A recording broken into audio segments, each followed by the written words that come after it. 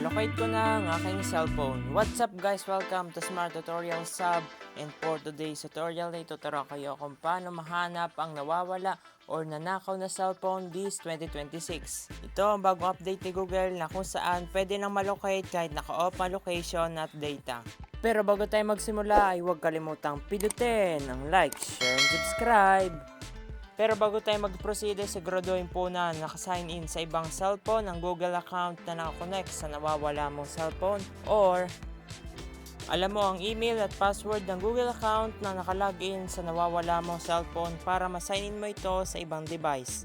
Kapag wala po sa dalawang options ay kailangan mo muna i-recover ang Google account mo bago ka makapagpatuloy.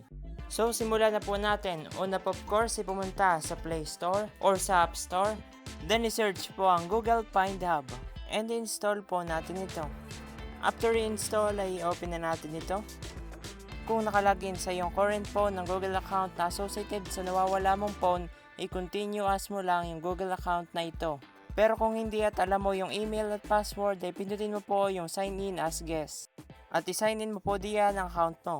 So ako po ay yung continue as ganyan. At mag-wait na ilang seconds. So for example po na scenario ay nawawala yung aking Infinix Smart 8. So itatap ko po ito. And mag-wait po nila seconds para malocate ito. At yan, nalocate na nga po yung device ko. Kahit patay po yung location at data ng Infinix Smart 8 ko. And pwede mo nga pong itap yung get directions para mapunta ka sa Google Map. Helpful po ito para mas precise yung location at magamit mo ito sa pag-ano ng directions papunta sa nawawala mong cellphone. At ibaba ko na po ito.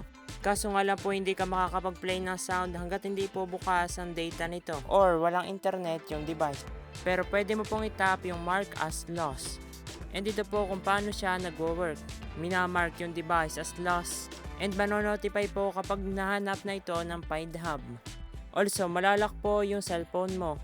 Masa-sign out din daw sa Google account. At yung mga payment cards ay matatanggal sa Google Wallet. So it's on you po kung itatap mo yung continue. Pwede din po natin itap yung settings.